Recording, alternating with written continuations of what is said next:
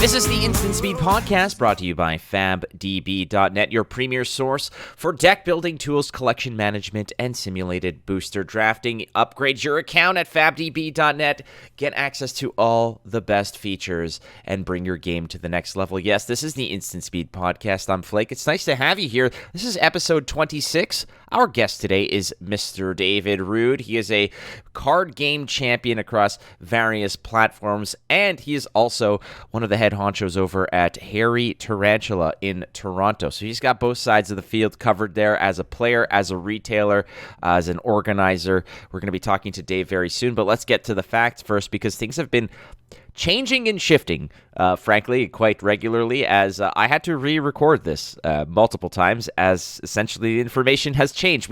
We tried our best, frankly, to get this done on schedule, which is we usually record on Mondays and produce it on Tuesdays and release it on Wednesdays. However, the ban and restriction announcement that came out was released at about 6 p.m. or so our time here on the East Coast of North America, and we recorded our episode with Dave, which you'll hear in a short moment. But after we recorded it, the information kept changing. Now, the bans and restrictions stayed the same, of which there are no changes. The bans and restrictions are none. There's some key elements in that initial message, which I'll talk to Dave about. But further than that, which we don't talk into in the episode today because things change several times, is that there are also changes to events. Now, obviously here, I think that the addition of these events is to sort of give more opportunities for Starvo to get pushed to Living Legend status so that in itself is quote-unquote like a ban without having to ban the card. So it's just adding extra opportunities, extra at-bats, as it were, for Starvo to go ahead and hit that home run and finally, retire a champion, as it were. But the changes to the events are that a lot of the callings, such as Krakow, such as I think Taiwan, there's a few of them that are out there, are getting added extra events, extra battle hardens that are classic constructed, whereas prior to that, they were not classic constructed. They were other formats. So CC is getting a lot more reps from now until Pro Tour, but not only that, there is going to be another banned and restricted announcement coming on May 2nd. So that is worth noting, and that is the news as we have it right now, as I'm recording this on April 5th, 2022 at around noon. So that might change when this comes out tomorrow, but we'll see. The other thing is that our Patreon is getting a revamp, just to make sure that we're well aligned with the rules and regulations of everything. So if you're already a patron of the show, congratulations, you've been bumped up a tier as we're adding an extra lower tier. There's the tier 1, which is just $1 a month to support the show, and you'll have my eternal gratitude again. We never hide content behind paywalls. We want to make sure that everybody can get access to our content. But if you want to support the show, there are several ways, and we do offer some significant perks. Our second tier is going to be producer credits, things like that, and our top tier is, hey, we're going to send you some BCW stuff. There's some good stuff that we want to send you regularly a few times a year as a thank you, so we can do that. No contest, no nothing, just guaranteed super fun. Our guest today, again, is super fun. His name is Mr. David Rood, and he joins us here on the Instant Speed Podcast. No bans, no restrictions. It's going to be status quo, ladies and gentlemen. You already know what the meta is going to look like. So why don't you go to FABDB.net and get yourself already in the lab, cooking up some brews that are going to be, the same as before, but maybe better. Improve on your existing decks. Go to FABDB.net, upgrade your account, get access to all the awesome deck building tools at your disposal. How about some collection management tools as well? Either way, brew up some goodness, go to your local armories, get those tournaments under your belt, and start cooking something up. FABDB.net. Upgrade your account, friends. You will not regret it.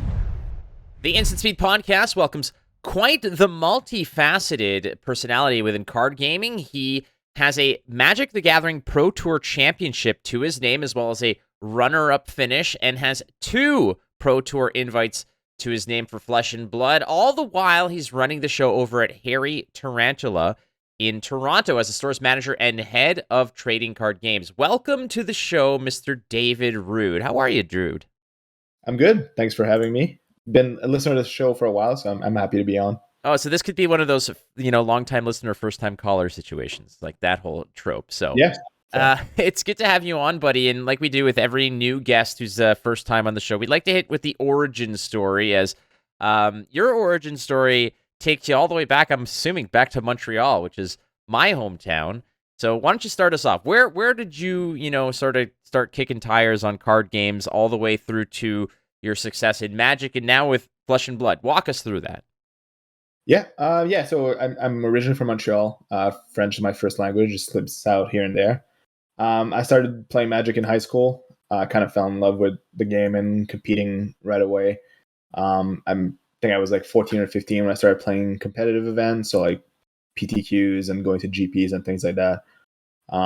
I found some success on the Pro Tour in the early 2000s. Made a couple Pro Tour finals, won one, both of them in team, so a big team guy. Then after that, I took a break for over a decade.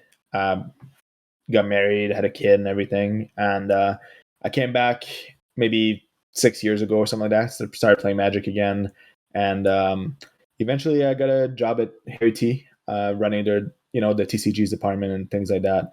And that's kind of where eventually Magic pissed me off. They did something, they randomly took away PT invites for me, Isaac, not us specifically, but they just changed the name of the Pro Tour and just decided to take away a bunch of people's invites. So they kind of irked me there. And at the same time, around there, um, I demo games at the store all the time to so I know at least what I'm at a basic level what I'm selling to people, and encouraging people to try new things. And literally the first game I played of demo of Flesh and Blood, I was like, okay, there's something here. This game's really interesting, really different. The mana system, or the resource system is really good, and I think I was hooked right away. I also opened Tunic on like my second box, so they hooked me right away.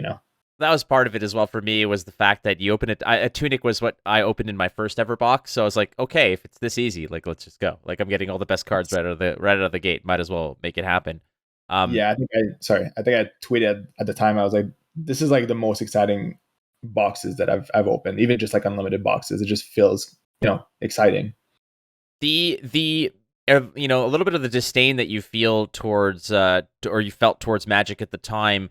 Do you feel that perhaps you found that satisfaction with the current system of how things are sort of shaping up in terms of the competitive scene for Flesh and Blood, or are you still, you still feel like there's a little bit room for improvement? And not only that, I know this isn't a Magic show, but they did also just recently announce the fact that they are revamping a little bit of the competitive scene for tabletop Magic. Is that at least to a degree rekindled your interest in Magic? I know it has for a lot of people. For me specifically, at this time, it hasn't. I'm not saying I'm never going to be back to Magic. Like if there's a local GP that's limited, I love limited so much. So then yeah, I'll probably show up. But if you ask me if there's a, for example, at the SCG con that I went to in Indy, there was a big Magic tournament, which was team, which is obviously my favorite format. And there was a Flesh and Blood event at the same venue, and I chose to play the Flesh and Blood one. I work full time. I have a family, and I don't have the amount of time that I used to when I was 18, 19 to dedicate to card games, to actually playing them. So for now, Flesh and Blood is what's interesting me, and I think they're doing a lot of things right as far as the OP system is. And just I mean, I could go on and on, but just a small example for somebody like me who has a job and everything. PTIs, and like I have 2 PTIs right now, and the flexibility that it gives somebody like me is really good, right? Like if I'm qualified for New Jersey, if I have PTIs and I don't want to go to New Jersey, for example, like I'm busy with life and things like that, I can just, I'm going to save my PTIs and play in a future Pro Tour or Worlds or things like that. You can go all the way to France, and Yeah, exactly. there you go. Now we're going to get to the bans and restricted announcement, or sort of the lack thereof, in terms of what was actually banned and restricted. We can dig into that a little bit, but I also want to just set the scene for everybody, because there was an interesting way that you and I met. And I mean, interesting to a certain degree, because we met, by happenstance, because we both played in the Canadian Nationals back in, I think it was November or October, was it? And we played at like the convention center here in Mississauga. and you were my first opponent. You're my round one opponent at Nats, and you beat me. You beat me quite squarely. And afterwards, I think we both scrubbed out and we both played in the Pro Quest. And I didn't even know what a Pro Quest was. But the funny part about this is that I magically top eighted, and which was to me the first time I ever placed in a top eight in any kind of competitive tournament or competitive scene. And I played against you again, and I had a great time and a great experience facing off against you in that first round of the Nationals.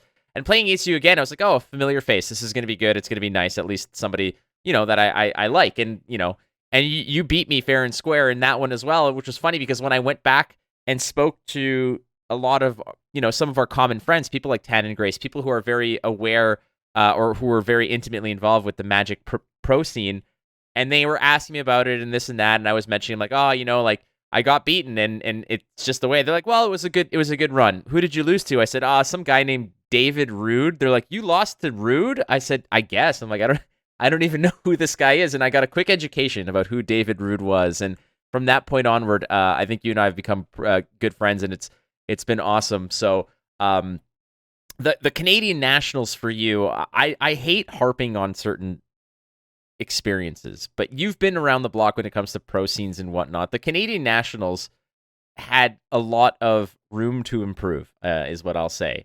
I don't know if you have any comment in terms of the experience for Canadian Nationals, but I feel like what we're gonna see, or what we've seen at various callings and US Nats, etc., and what we're gonna see at Pro Tour is like leagues away from what we had at Canadian Nats. Yeah, like if you know me at all, or if you listen to this episode, you're gonna know that I'm very blunt and I tend to not pull punches. So I'll say it straight up. I've played tournaments. I took a break for a while, but I played a lot of tournaments in a lot of venues. Some were bad, some were good. This was in the top 3 worst events I've ever played in my life. Like, between the fact that it was in the middle of COVID and we had less, like, not even room for our playmat. Like, we were like, I could touch the elbows of my 2 neighbors every game during Canadian Nationals. The venue was horrible, and it's unfortunate. Like, there's a lot of stores that are passionate about the game locally, and I think LSS went with a store that was established in running events, but clearly didn't care about Flesh and Blood. Like, I don't think they ever ran events for Flesh and Blood. So I think they're going to learn from that, and hopefully next year or this year, they give it to a store that's passionate about their game. Obviously, I'm going to say I'm biased, but not in the way that people might think. Like, I'm not out there being like, oh yeah, HairyT should be the one that that runs national. It's more like I'm competitive. I want to win nationals. I want to play in it. But if the alternative to a store like us, if it's going to be another bad experience, then I would rather run it than the community have another bad experience like that. Yeah, the fascinating part about that is what you're saying. Like you're actually, you know what they say. It's like, go out there and rub elbows with the community. Well, we were actually rubbing elbows with the community is what was happening. My playmat was overlapping other people's playmats, which was kind of less than ideal, let's say. I had the score sheet in my lap as we were playing, or like having it like almost practically on top of my equipment at times. It was less than ideal, but it's going to change. It'll be better. I think it's going to be better. I think that it's LSS now, the first wave of these major tournaments. We've seen the best and the worst, and ultimately I think that they're going to be investing the right pieces. Pro Tour, for me, I feel is going to be the coming out party to a degree of kind of like LSS kicking open the saloon doors and, firing a few shots in the air saying, hey, we're here. What is your expectations for Pro Tour? I know that you're going to be on your way there. You're going to be it's going to be a big David Rood Toronto road trip all the way out to New Jersey. What are your expectations, not just for the tournament itself, but just for the road trip? I mean, that must be in its. I did the drive to Indy. I think you guys did too. How does that factor in for you guys in terms of playing, like the fatigue? Like, you've done this before. What's the best strategy for people who are taking that 4 to potentially 10+ hour drives to these venues? Yeah, well, we're going the day before. We're going on the Thursday, and I think for most people, they're required to be there the day before. I'm usually the one that drives it, but me personally, driving doesn't bother me too much. I'd rather have my car there than not. I think when it's limited, it's even better. Like when we're driving for events that are limited, we actually go card by card, like in the car. It's a long drive a lot of times. And if it's me, Isaac, Sean, or whoever else is coming to the event, we did this for Magic, and we're gonna do it for Flesh and Blood. We break down every card, what we think of it, the corner case situations, where do you think you should pick it, some rules. Sometimes there's weird rule interactions that might not be obvious and we might not all know. So we try to go through all the situations.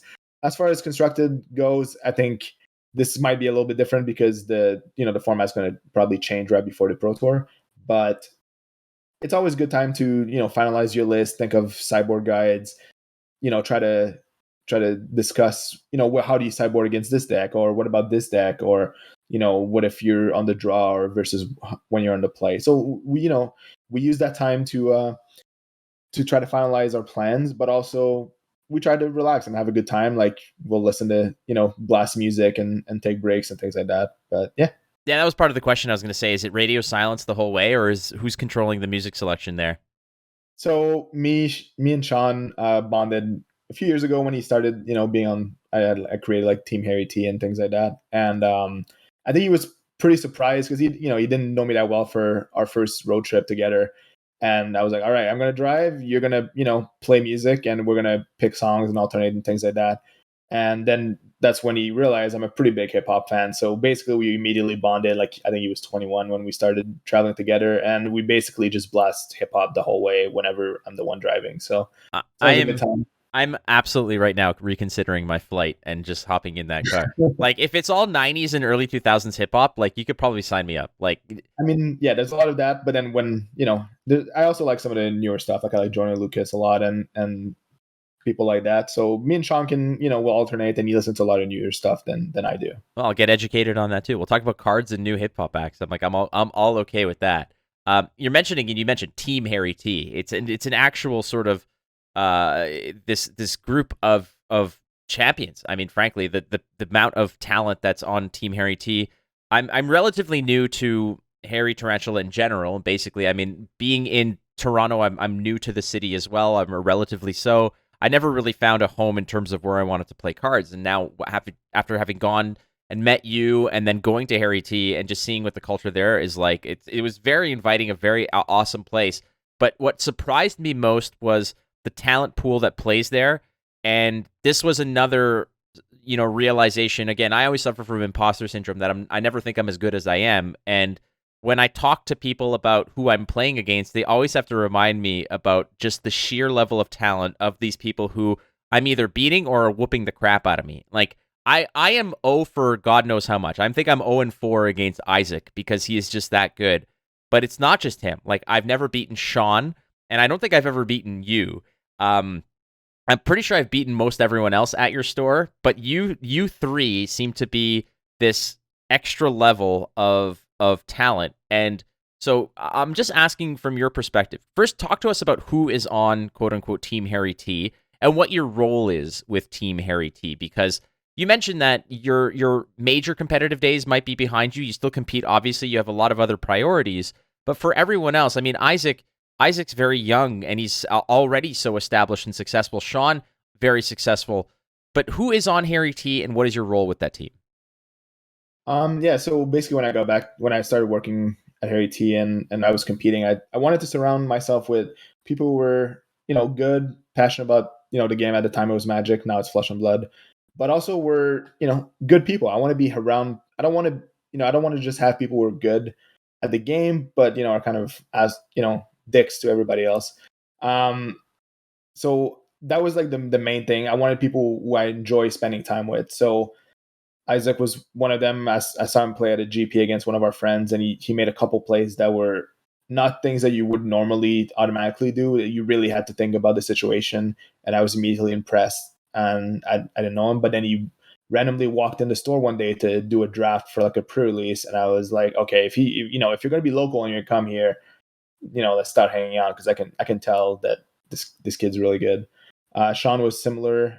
Sean Dollywall, he's is very driven, really good at the game. He's young, and he really enjoys it. I as far as Flesh and Blood goes, there's not really like other people. There's people who are adjacent to us that test with us, like Joel Repta, who's from Kitchener. He comes in for all our skirmish and things like that, but we practice a lot on TTS. I know him a little bit from Magic, but mostly from Flesh and Blood now. And then, I mean, Tariq's not like on the team, but he's tested with us a bunch, and he's originally from Toronto, so we had a lot of friends in common. It was I knew him from Magic a little bit, so there's people who are like adjacent and things like that. But as far as people who play at the store and are on the team, it's mostly me, Isaac, and Sean. But you shouldn't feel imposter syndrome. I think the difference of Flake from playing against you at nationals and the difference when I see you play now, or the way you go through motions in the games, is you've made like a massive leap in the game. And if competing on the Pro Tour was your first goal, I think you would have no problem qualifying for multiple Pro Tours. I just think it's not the direction you're going with right now. But well, I appreciate that. I genuinely do, and I wasn't like fishing for a compliment or anything, but I genuinely do appreciate it, and there's still so much work to be done on my end, and watching players like yourself, watching players like Isaac and Sean, playing against them is such an exceptional experience. And like playing against Sean and I have played a few times against each other, and it's always a great experience because we have a very similar approach. Like we take it seriously, but we like to joke around a little bit, and we're a little bit more talkative. And then you get the opposite when I play against Isaac. Yeah, Isaac, you get the Stonewall complete, stoic face, and my mission is legitimately just to get him to crack a smile, to see a little bit of emotion in his eyes. But he is like a cyborg, just who out to assassinate you, like the T-1000. And I have yet to beat him. And I've played against him probably 3 or 4 times ever, and it was never close. It never even felt close. He's that good. So the same talent you saw with Isaac, I have felt, and it's crazy. It's definitely another level. But your role with the team, like you mentioned, are you more so just kind of, not necessarily a facilitator, but like a manager to a degree, getting them better prepared, even though you yourself are on a very similar, if not equal level as these two players? Well, first of all, I don't think I'm on an equal level. Like I think I have my moments, but I'll give you an analogy, a dated analogy. So to go back to hip hop, basically, I consider myself more like Dr. Dre, if you know what that is. So, I know what you're talking about. Yeah. So decades ago, he was one of the top artists. He, had a ton of hits. He was really good. So was I think, in Magic. Then, he stepped back a little bit, started signing talent. So, he got Snoop Dogg, Eminem, Kendrick Lamar more recently. And I was like, okay, I'll get Sean, Isaac, I'll get Joel, not on team, but testing with us. And, while after that, he started focusing on, the business side of things, doing Beats by Dre. He was obviously really successful, and I'm never going to pretend to be to that level.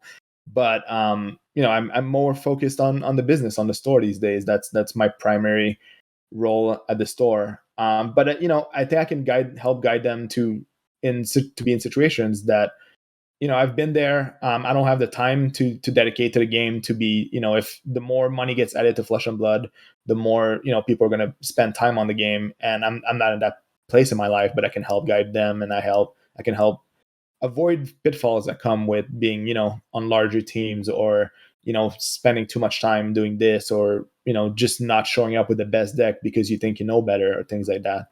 And then, that's, and then once in a while, you got to remind them that, you can still shuffle up the cards and put up a finish here and there. And that's what you saw at the calling, but that's not really where I am in my life. Well, that's what I was going to say. It's hard to forget about Rood when in reality, you just had a top 4 finish at the calling in Indianapolis. And, that must to a degree just kind of revitalize a little bit of your inner fire. I know that it never has, it never went out. You're always a competitor first and foremost, but did that just kind of maybe re-inspire you a little bit to say, you know what, like maybe this Pro Tour is my time to just get back in the field. Obviously, you have a slew of real world responsibilities that you have to deal with, and it's odd to say. Like I say, real world responsibilities. Not like this game isn't occurring in the real world, but on the list of priorities for people who have families and responsibilities associated to careers, etc. It's a lot of that takes a back seat. But did that finish kind of tell you that, you know what, like maybe I gotta reprioritize at least just for the Pro Tour. Maybe I just gotta shift a few things around and really focus because I can potentially top 8, if not win that.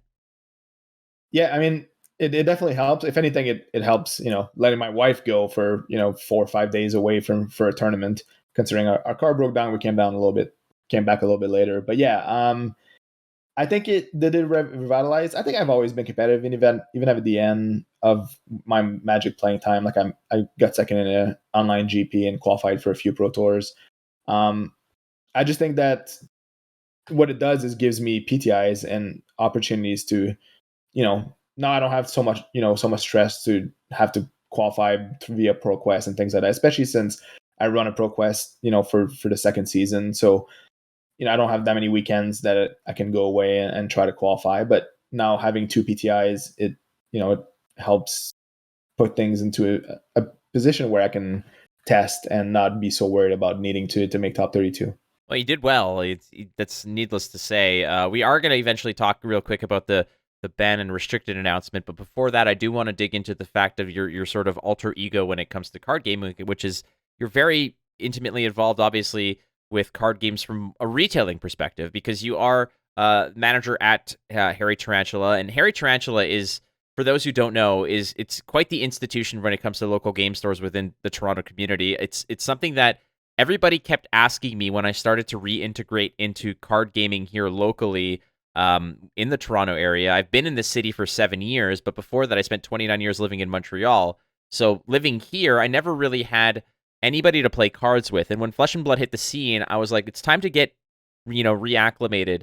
And everyone I spoke to was, have you ever been to HairyT? Have you ever been to HairyT? Have you ever been to HairyT? And I was like, I don't even know what the hell you're talking about. Like, it's part of it is just like, I'm gonna be first to admit, like, you hear the name like Harry Tarantula, I'm like, I don't know, fucking, like, what is this? Like, I don't know. But every store has its gimmick name or its its identity and such, and don't judge a book by its cover. And when I went there, finally, I was like, holy Moses, this place it's first of all, it's so aesthetically pleasing and clean and organized and friendly, and just it's well stocked. It's got what you need. So I invite everybody out there who hasn't been to Harry Tarantula, if you're ever in the Toronto area, it is absolutely worth your time to just go there. Go see Dave Rood.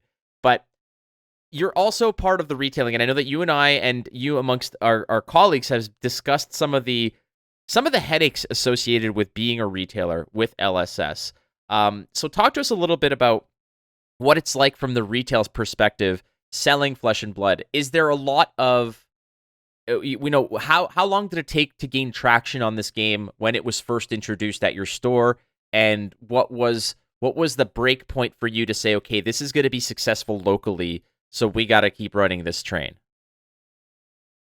Yeah, I think basically I mostly only cared about Magic, as far as I'm concerned. Like, other people at the store took care of other games, but I still, wanted to know enough to be able to sell it.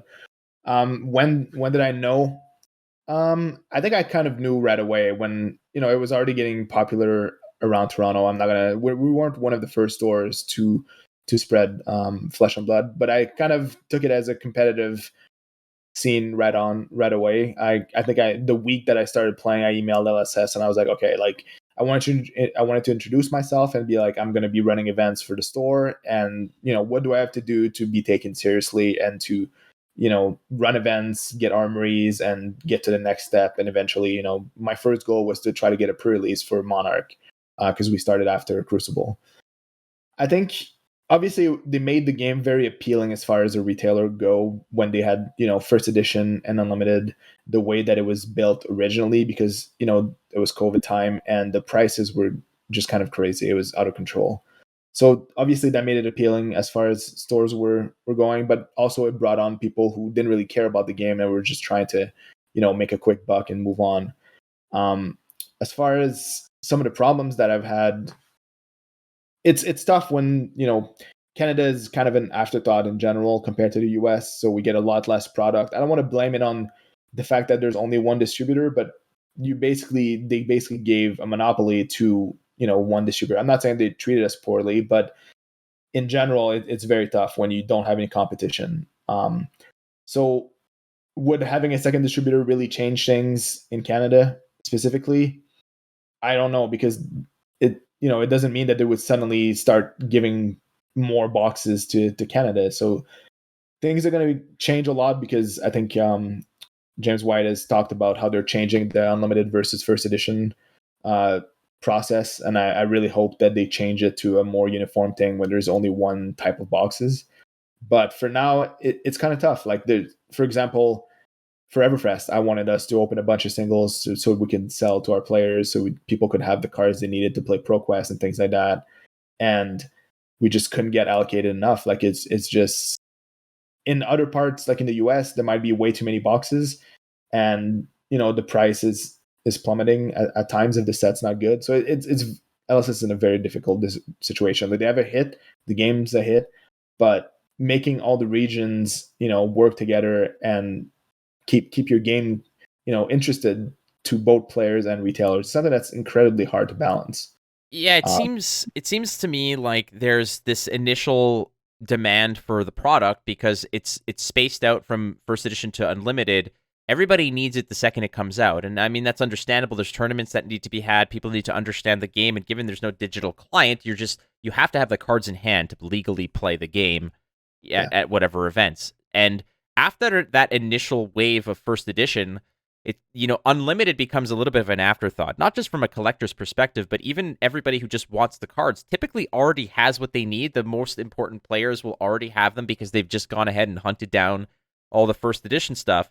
And some of the trials and tribulations that I've understood regarding retailers is that, at least with the distributor that here in Canada, is in order to get a box of first edition, you need to commit to 2 boxes of unlimited. I don't know if that's true, but if you confirm that, then that makes sense. And a lot of player or of retailers are having trouble then moving the unlimited product. And I can only imagine, I've heard stories of, and you'll see it everywhere, of just people trying to privately sell boxes and cases at as cheaply as they can, because it's literally just, not want to say rotting, but there's cases and cases and cases and cases sitting in like their storage area that they can't move because they just barely got all the first edition out the door from that initial wave. Everybody has what they want, and then when they're finally given the unlimited, nobody wants it anymore because they have what they need.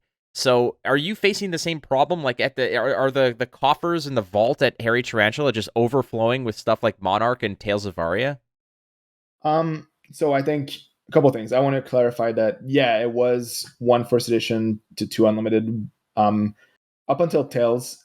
So Everfest was the first set where there was no more commitment like this that was asked from us. And as far as I know, I don't even think they're going to do unlimited for Everfest. It was, it wasn't very well received in general.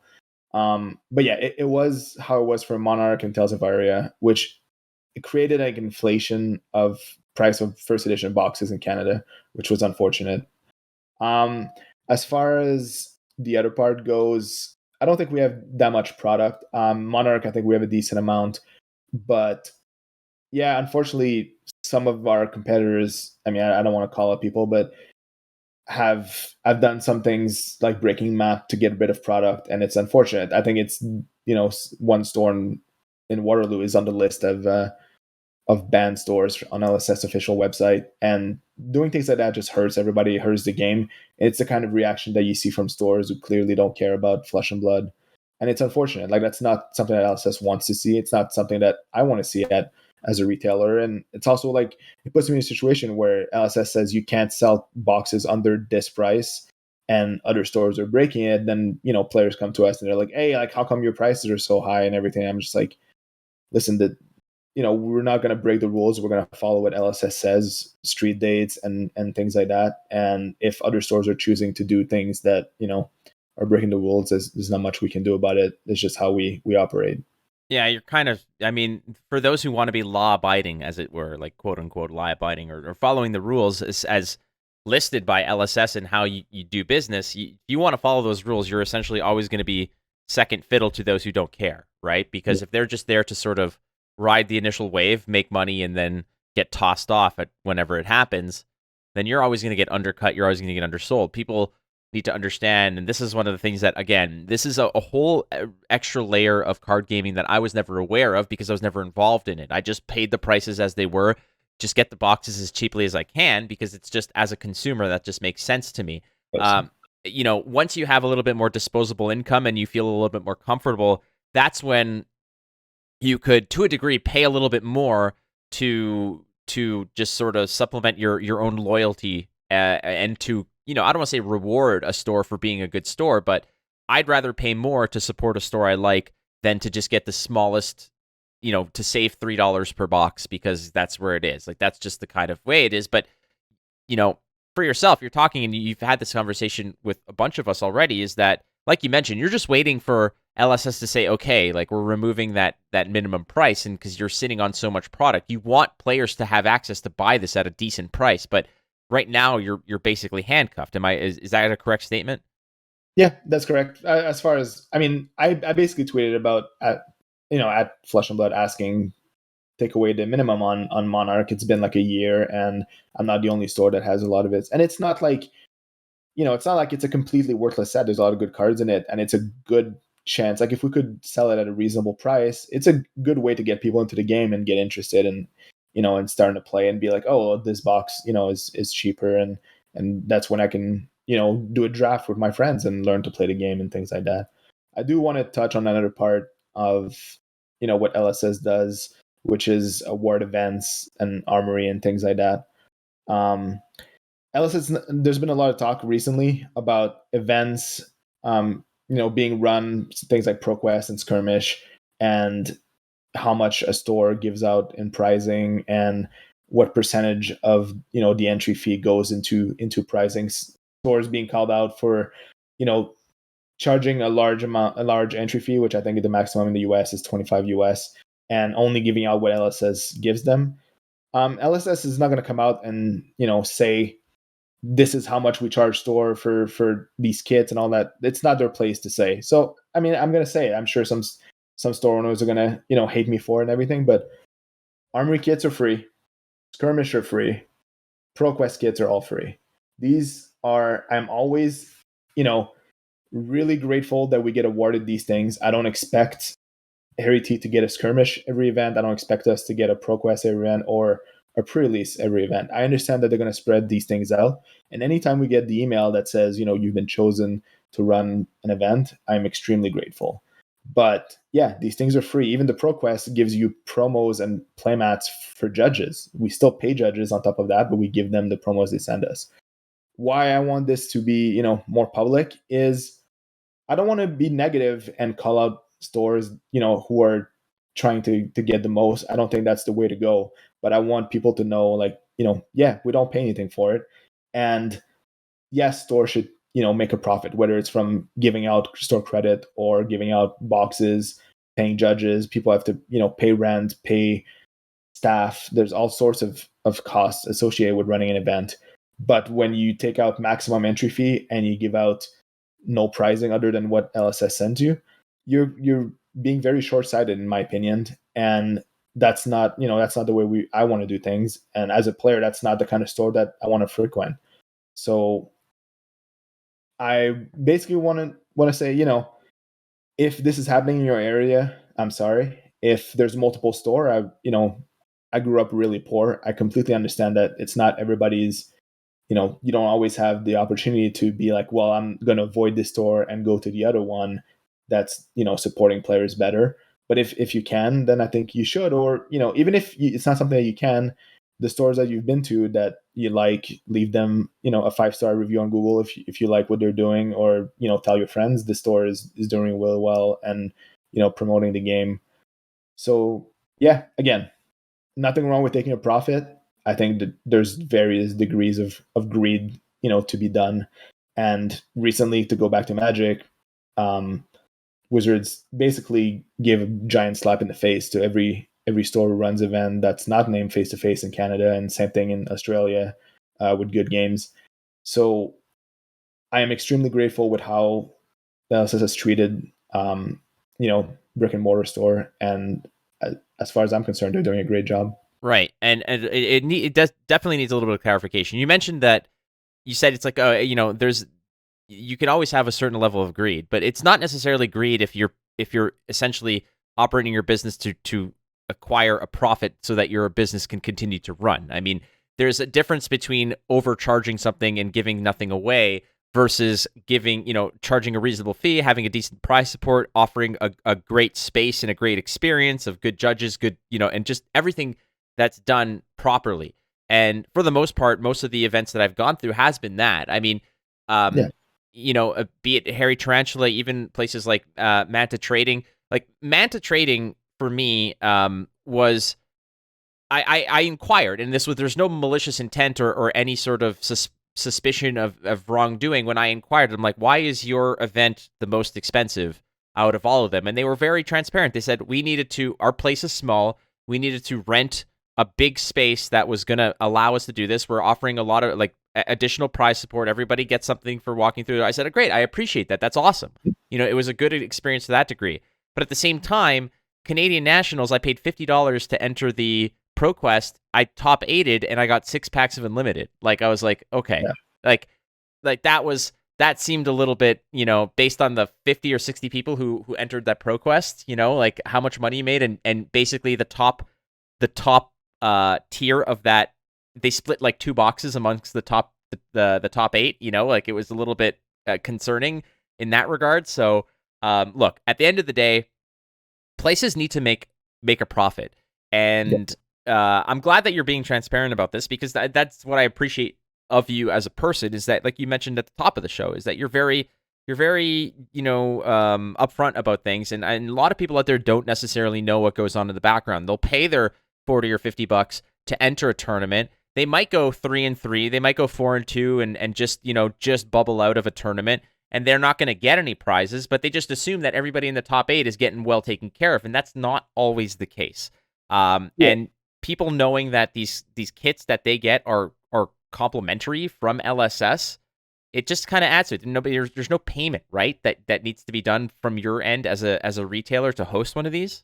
No, there's no payment, and it's not tied to how many boxes you buy or how many boxes you sell. It's tied to how you run armories, how how the turnout is, how I'm assuming things, because that they're not tied to any sales. So I'm guessing it's from how well you run your events, how many people show up to your events, the feedback that LSS gets from people who come to your store. And I'll give you an example. Like, not every store has to give a ton of store credit or boxes or things like that. One of the first stores that I know that sold Flesh and Blood in Canada is called Gamer's Lair. I think they have something Kingdom. I can't remember their online site, but Gamer's Lair is up in Barrie, and I believe they were the first B&M store to sell Flesh and Blood, and they got ProQuest for the first 2. I just registered for their ProQuest season 2, and it's $10 plus tax. Like they give you 2 unlimited packs for registering, and that's mostly what the pricing is, except for the kit. But they could charge $25 and people would still show up. They wouldn't be happy about it, but they choose to have an affordable event, and they run great events. And I'll be honest, one thing that's good about LSS giving out ProQuest all around or skirmish is you get to go to places that you might not have visited. And now, I've been to Gamer's Lair. I've talked to the owner. I like the place. And when I'm missing cards that HairyT doesn't have in stock, then it's one of the stores I look at to buy it, right? Right. Yeah, I've been there as well, and that was what basically, to me, that was the first one I signed up for, and I was like, $10, and I get 2 packs. I'm like, so it's basically the cost of travel is the whole deal. Is what it is I'm getting the 2 packs anyways. So it's great, and like you mentioned, one of the best things that people can do is leave those positive reviews if they don't want to necessarily, or they're not able to, they can't afford to support financially to that degree. Just leaving positive reviews, engaging with the store, and allowing for people to know that it's a good place. It's the same thing with me as a content creator. Like, I tell people, I'm like, look, you're not going to sponsor my show. You're not going to do this. I'm not looking for you to pay me money to consume this content. Literally, the best thing you can do, and like, I'm a partnered Twitch streamer, and I tell people not to sub to my channel because it's not worth their money. I always tell people, I'm like, the number one way that you can support somebody like myself is to just engage, leave a positive comment or leave constructive criticism, and leave a review. That is basically the best way. And the same thing, I guess, goes for stores. Like, Yeah. What would be the best way without money to support your local retailers? Tell your friends that you had a great experience playing there, that you think it's a clean, it's a clean store. Leave a 5-star Google review. It's unfortunate that in this day and age, it's 5-star or 0 are the only real metrics. But yeah, leave a 5-star review to the store that you frequent. I'm not saying like leave a 5-star review to a store you've never been to that you heard is great. Like if you've been there, you've had positive experience, leave a good review. Those things matter, and it's one of the things that people look up when they're deciding which store to go to. Yeah, it's funny you should say that because like it's 5 or nothing. I think that there's this odd reaction that people have if they see a perfect 5-star rating for something, they're suspicious. But if it's like 4.9 stars, they'll be like, "That's what I'm like. That's better than 4.9 is somehow better than 5 stars."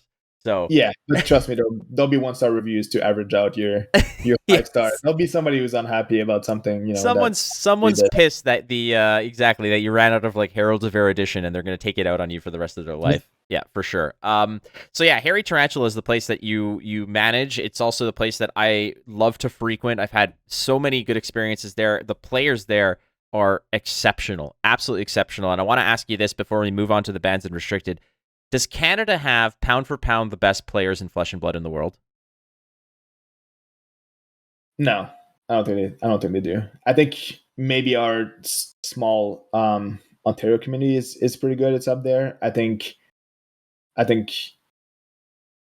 there's got to be some smaller country. Like I think pound for pound, Germany's probably one of the really good ones. I think I hear these arguments all the time, like, oh, who's better? New Zealand players, Australian players versus American players, and I think people come time Pro Tour are going to be surprised at how well the Europeans are going to do. They're coming. They haven't had a calling yet. They're going to have a blitz calling, which is a little more dicey. But there's a lot of people who used to be really, really good at Magic, a lot better than me, Isaac or Sean, who won their nationals. So I know a lot of those names who won those nationals. Emmanuel Gershon and Gregors Kowalski, and I'm gonna draw some blanks, but Europe is gonna be a force on the Pro Tour. Be ready for it. That's one thing that when you say you like be careful, Europe is coming, like be ready. That was a lot of the conversation that I had with some of my some of the people that like are common friends within the Discord that doesn't exist, is that when we were getting into this game and I was talking about some of the players in Canada and like the success that they had, a lot of the conversation was like, yeah, just hang on because the Magic community is coming. The players are like that everybody's going to be starting to try this out, and like the big dogs are going to be starting to enter the pound, as it were, and that the pond is becoming a much larger sea. And to quote Qui-Gon Jinn, there's always a bigger fish, and in this case, that seems to be the case. Is basically a lot of one side of the world has not clashed with the other side of the world, and that is certainly something that Worlds is going to be exceptionally, exceptionally good to see. That to me is the true. That to me is the true major tournament. Pro Tour is one thing, but man, Worlds for me is going to be exquisite. And you and I, as Canadians, we have the luxury and the privilege of living in quite multicultural areas. Toronto, but I mean Montreal specifically was just this giant melting pot of cultures and whatever. Come World Cup time for soccer, holy hell. There are certain streets, on depending on who's playing, you could not drive or walk down. It was not happening, and I'm curious to see what Worlds is going to bring. But before that is Pro Tour, and before Pro Tour, my friend, is the banned and restricted announcements, of which was a gigantic goose egg. Nothing is changing. And I wrote an article for Channel Fireball, and the first prediction that I said was nothing might change, and don't be surprised if that's the case. So I want your initial reactions because you've had some time to gestate on this. We literally waited until this announcement came out to respond to this and to record this, today being Monday, April 4th at 8:21 p.m. I think that the announcement just kind of strolled out about an hour and a half ago. So you've had about 90 minutes to sit on this. So this is relatively fresh. Hit us with your first thoughts on the banned and restricted announcement. So my immediate reaction when I read it was, "Oh man, this is gonna suck." As far as testing for Pro Tour, this is gonna suck. But then I thought it for even like 30 seconds more, and I was like, "This is actually great." I think people have to keep in mind, LSS is giving away a lot of money between both the cash and the gold foils that are and the whatever promotion card the winner gets. As long as you give out money, people are going to show up. And LSS job is to look out for LSS. And this is the best decision they can make for themselves. And I'm not going to blame them. Listen, we're going to show up. We might wind that because, the format might change 2 weeks before the Pro Tour. But I think overall, they need this to be a success. And I think that by having a fresh format, this puts them in the best situation to have a diverse meta, interesting stories, decks that come out of nowhere, making you guys on the coverage look better, be more interesting. I think one of my big criticism about Magic was they started listening to pros when the MPL started, and they kept having tournaments that nobody cared about because the format was either solved or they were playing with different rules. Like they would be like, okay, these cards are banned, but they're not banned for the Pro Tour. So, the format's not the same as the one you're going to be playing in store. And it just doesn't make sense to me. Like, have a fresh ban list on May 2nd. We'll figure it out. People are going to whine and it's going to be stressful and we're going to agonize over the last cards in our sideboard that ultimately probably won't matter that much, but it's going to be interesting. And they also kind of gave us some hints. Like, I'm not going to be like, oh, follow what I'm saying. I know what I'm talking about. But it kind of tells me that whether Starvo, the way they phrased the announcement is whether Starvo makes it to Living Legend or not, I don't think Starvo is going to be legal for the Pro Tour. Well, here's what they say, because you're absolutely right. This is exactly what I wanted to pick out of this. The band announcement that was released by Legend Story Studios. You can go and check it out at fabtcg.com. But this is the key takeaway from this. Besides the fact in the dot point, no changes, but this is the most important sentence in this entire announcement. It says, "It is our intent for the competitive season through to the end of April to be played out with no changes to the banned and restriction list." Now, here's the important part. "And for Pro Tour New Jersey to be the first major event to tackle a new metagame." So, and then after that, they say next banned and restricted announcement, May 2nd. So they want this to, they're saying the Pro Tour New Jersey is going to be the first event to tackle a new metagame. They're basically saying, for now, nothing. May 2nd, yeah, you best believe something's coming. Yeah, so I'm going to live my life assuming that Starvo is banned, and I think we're probably going to test assuming that Starvo is gone and nothing else. Now, it's possible that they end up, instead of early retiring Starvo, they end up banning some cards or errating some cards from Starvo, but I'm going to live my life thinking that Starvo is banned. And if it doesn't, and then somehow Starvo is legal for the Pro Tour, then, I've played that format a lot. I'll go back and test for a couple weeks and be ready. But I think this is the course of action that we're going to go into. My personal hope is that, they do something to Viserai, because our testing before Starvo became a deck, and I think Tariq touched on that when he was on your show before, is we think that Viserai is just way too good and has almost no bad matchup. So hopefully, they do a couple other things other than Starvo, and then it's fresh. And yeah, people are going to freak out and, and all that. My immediate reaction is, I was going to take a few days off for the Pro Tour. Now I'm probably going to try to get somebody to cover a couple of my shifts and, take a week before the Pro Tour and get some more testing in. But yeah, it should be fun and interesting. I got you. Your back, my friend. I'll cover those shifts. True story. I used to frequent a comic book store that used to briefly exist on St. John's Boulevard in the West Island of Montreal. I used to go there relatively frequently, to the degree where the owner of the store recognized me all the time. And one day he told me, he's like, you're like one of the few people that come to this place that I actually can tolerate speaking to. And I was like, oh, okay. And he offered me a job, and I said, look, I already have a job or everything. He's like, look, in reality, I just need someone to cover 4 hours a week. Can you do 4 hours a week? And I'm like, well, what are the benefits? He's like, well, I said, look, if you pay me minimum wage to stand here for 4 hours, but I get, employee discount on all the stuff that I buy here anyways, I'm like, that's well worth it. So if that's the deal that you'll give me, if I can cover a few of Dave Rood's shifts, but I get employee discount on some of the product, I'm in 100%. We'll see. We'll see. Okay. I like it. All right. And what else we'll see besides the new banned and restricted announcement on May 2nd is the Go Again segment, which comes out right after this. Mr. Dave Rood, will you join us for Go Again? Absolutely. All right, sounds good. Well, stay tuned, ladies and gentlemen. Right after this BCW product review, we will be back with Go Again with our guest, David Rood. The Instant Speed Podcast is always brought to you by BCW Supplies. You can go to bcwsupplies.com, use the code ISP10, get 10% off all of your orders at bcwsupplies.com. Today we're featuring the Combo Pack. Now this is a wonderful little deck box. I mean, it's not as, it's not as fancy as, let's say, the Prism or anything like that, but this is just a combo pack because it comes with basically everything you need, and I'll tell you exactly what is in here. Besides the nifty little, you got a little deck storage container here. This isn't, again, like I said, the most prestigious or fanciest one that you maybe, want to bring to a tournament to show off, but it gets the job done. It's there basically to hold off. It's got a little bit, more so for storage. You just maybe put a deck that you don't necessarily play too frequently. You could store it in here. But what comes in this is you've got inner sleeves, so some perfect fit sleeves you've got right here.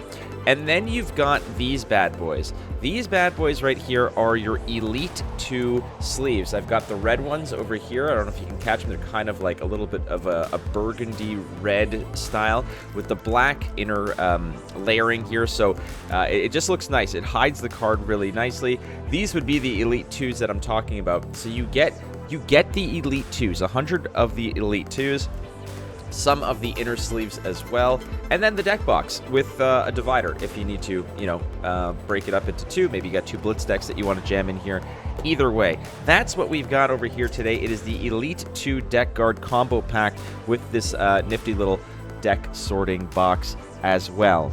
Use the code ISP10 at BCW Supplies. Get 10% off all of your orders.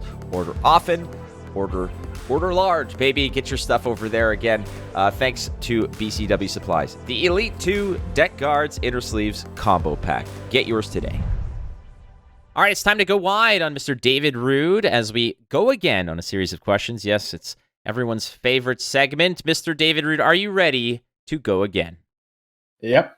Okie day. All right, here we go. Number one, my favorite opener. What is David Rood's hidden talent? So I don't have like a ton of talent. If you know me or you follow me on Twitter before, you'll know this. But I played poker for a living for over 10 years, mostly in casinos all around Ontario. It's not like a very uncommon path. If you were a former Magic pro, a lot of us switched from Magic to poker when poker was exploding, and there was a lot of money in there. But yeah, I've spent a ton of time on the felt, as they say, and if it has any transferable skill, I think I have a pretty good, I'm not going to say I'm perfect, but I have a pretty good eye for trying to figure out if people are lying in general. I'm no like superhero or anything, but you can kind of tell when people are nervous in situations and things like that. What's Tannen Grace's tell? Have you ever played poker against them, or what would you say? No, I've never played poker against Tannen. Tannen strikes me as the guy who will get dealt like pocket aces and just look at you and be like, you're never going to beat this. This is, you might as well just go sit down. Like, just give me your chips right now. Like, just why the game's on, go enjoy yourself. He's watching the Braves and just talking shit to his opponent. Like, that strikes me as the Tannen Grace maneuver. Is overconfidence to the level where they might suspect he's bluffing, but he's not. So is he sly like a fox, or is he dumb as an ox? We don't know. I'm gonna guess he's probably very opposite of how he is on broadcast and things. My guess would be like poker is a place where he's probably really quiet and had headphones in, and he's just minding his own business for the most part. That's my guess, but we'll have to ask him. Okay, so if he's opposite of the broadcast, that means he's very competent when it comes to poker. That is my my weekly dig at Tannen Grace on the show. We need one per episode, and that was it. So thank you for setting that up. That wasn't even rehearsed. Second question, Dave, is what does LSS need to improve on from a retailing perspective? You did talk a little bit about it, but if there's one specific thing that you're like, you need to change this to this, what would it be? I think the one thing I would say to change is they need to give out much more per-releases. I know this is like a thing coming from Magic. It's very easy for stores to get a pre-release, and it was very hard when I came to Flesh and Blood.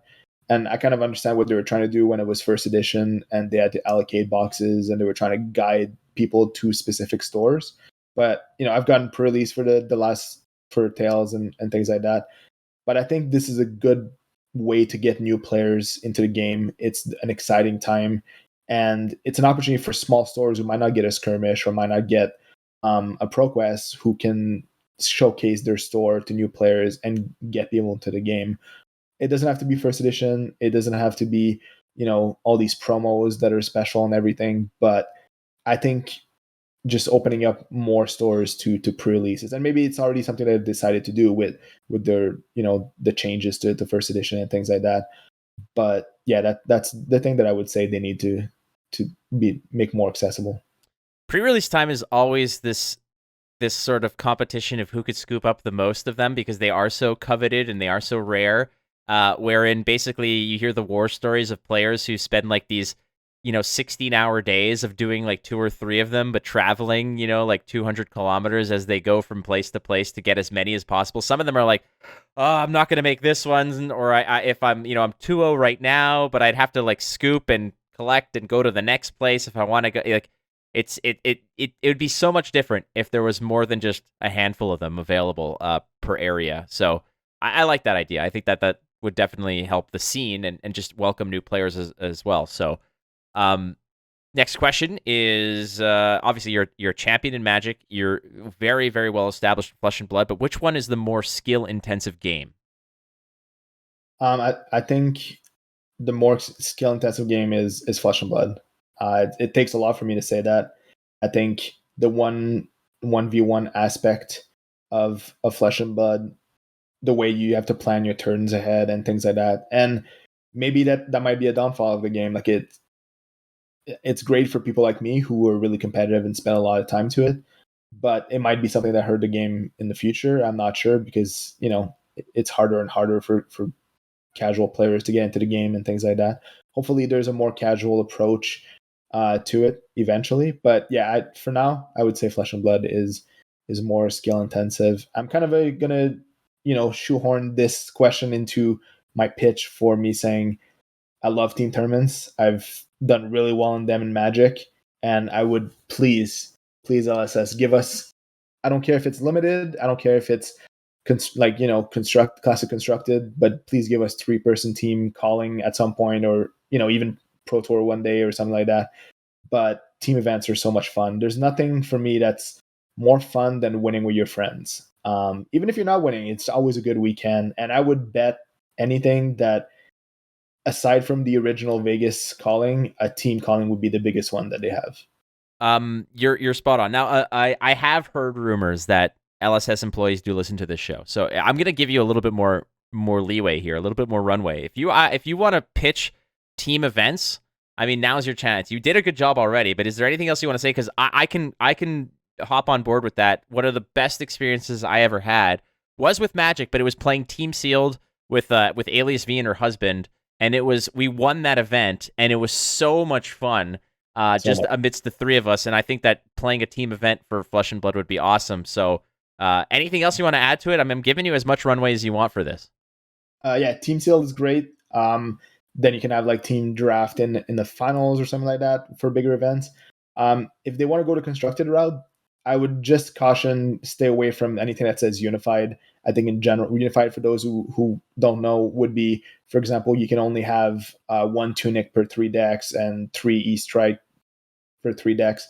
In theory, it sounds really exciting. In reality, you end up, for example, in this classic constructed meta, you'd be somebody plays Viserai, somebody plays Prism, somebody plays Bravo, and everybody ends up with the same 3 decks, and it's not really that exciting. But one thing that they could do also would be straight up, you have a team event where 1 seed plays Classic Constructed, 1 seed plays Blitz, and 1 seed plays Seal Deck. I mean, your imagination can go as far as you want, but yeah, team events are, to me, the most fun events that you can play. Oh. And I get it. I want to play an event with Sean and Isaac. That'd be sweet. I mean, if they'll have me. They'll have me. Imagine they're like, no, we're going with Flake on this one. We watched the podcast. We're going with Flake on this one. With Tariq, sorry. Tariq, in which case you and I are going to be looking for a third. Yeah. Okay, so who is the best player ever to walk in and play cards at Hairy Tarantula? So Do you mind? Do you mean like Flesh and Blood? Because this is a Flesh and Blood podcast, so I can just keep it to Flesh and Blood, right? I want to hear the best player in general. I mean, it could be any game. I mean, yes, it's a Flesh and Blood podcast, but I mean, we exist in the realm of reality here, and if like if a clear, better answer walks through, you could tell me who the best player in general is and who the best Flesh and Blood player is who's ever walked in that store and played games. I would love to hear both, but like, there's got to be one who's just head and shoulders better than everyone. I don't care what game it is. Yeah, I mean, as far as Magic goes, Gabe Tang, he's one of my best friends. He's the guy I won the Pro Tour with, the guy who basically helped me level up in card games from being a solid tournament player to one of the very good ones at Magic. Yeah, so that would be my answer. He used to play Magic with us. He came back a little bit when Isaac and Sean were around, so I think they can attest to the fact that he was really, really good. And as far as Flesh and Blood goes, there's a couple players that are really good. I think Isaac stands above anyone else who's played Flesh and Blood and Magic at HairyT. Just you get this overlap of some people are naturally talented, some people work incredibly hard at card games, and when you get someone like Isaac who does both, you get a pretty special talent. I think so far in Flesh and Blood, he hasn't done a ton of finishes in larger events. He did top 4 Canadian nationals, but he basically makes the final of every pro quest that he plays when he's trying. And I expect big things from him on the pro tour and the calling scene. It just his approach to card games in general is methodical, and he reviews his plays. He spends a ton of time on everything. I've talked about my friends a lot, but I'll also mention somebody else that people outside of Ontario probably don't know, unless maybe you're part of the discords and you read some of the Guardian channels. That person is Demos Kalupis. Yes. I hope I didn't butcher his name. He's a super nice guy, Yes. and he doesn't take competitive that seriously. He just kind of shows up with whatever Guardian deck he has, but he's incredibly talented. He plays drafts really well, and I'm always impressed by how little I think he tests, but how well he does playing the game. Demos is somebody who I've met multiple times, and I've never had a bad experience with. He's such a nice guy, and he's such a well of information, and he's so ready to discuss anything that you want to discuss. If you want to talk strategy, you want to talk about gameplay, or if you just want to, shoot the breeze with him. He is such a nice guy, and like you mentioned, really, really excellent top-tier Flesh and Blood player. He also writes about Flesh and Blood as well, so look up Demos. And again, I know you say you don't want to butcher the last name, but you'll know him because he's the only Demos who's just, crushing tournaments. So go check out Demos. He's an excellent, not only player, but human being as well. All right. What is more stressful for you, David Rood? Organizing a pro quest or playing on camera at the calling? I don't want to sound cocky here. I don't think either of those things stress me out very much. I've been playing matches on camera since I was 17 and things like that. So I kind of really enjoy like my match against Brendan. I wasn't nervous. I was excited because he's obviously a great player. And once you get past the idea that, you're going to misplay on camera and Twitch chat is going to roast you, just, that's going to happen. Just deal with it. Like nobody plays perfectly on camera, except for Matt Rogers, obviously. But once you accept that, I think you can just enjoy and have a good time. Organizing a pro quest is also not stressful for me because I try to be really prepared, get things ready days in advance. As soon as the LSS gives me a pro quest, I try to contact the local judge that I prefer, that I really trust their involvement in the game and their rulings and things like that. And once you're prepared and you have staff that's ready, that's run events, then I don't really think it's stressful. If anything really stresses me out, honestly, it's the drama that surrounds like stores and LGS or players being like, "Oh, this store is better than this one," or this is happening. So drama kind of stresses me out. Sometimes it's self-induced because I'll call people out and do things that maybe I shouldn't. But when I see things that are going on that I don't think are right, then I tend to use the small platform that I have on Twitter or in general to to try to get things to go better. But yeah, that's that stresses me out mostly. New cards are coming soon, TM, but what hero or what hero class rather or talent do you think we're getting next? I really have no idea what we're getting next. What I'm hoping that we get is a return to like the earlier heroes. I'm not gonna say anything new when I say I hope we don't get any more Runeblade in the next set, but I feel like some of the early set, and you have to keep in mind a lot of the people who are in Flesh and Blood since the beginning feel very attached to one of the first four heroes, right? So I feel like a lot of these like Ninja and Rhinar, and I guess Rhinar got a few new cards in the new set that are pretty good. But just in general, some of these early heroes, Dash, for example, I haven't got much upgrades in a while. And I'd like them to revisit those people because, these people have been faithful to the game, faithful to their hero. And, I think it's time to buff them a little bit instead of always banning things that are at the top. Would love to see a Shadow Ninja. Yeah, that would be sweet. Yeah. Shadow, I mean, Ninja needs some help. Not just because, there's no other adult ninja that can possibly play other than Katsu. But also just opening up some shadow cards potentially to help out Leviah. I think it's sort of a two-pronged approach to, two birds, one stone type of scenario, and I think that would be pretty cool. I just want to be able to play Carrion Husk in my ninja deck. That'd be sweet. No, that's true. Yeah, exactly. Nothing wrong there. I'll just block 6, sure.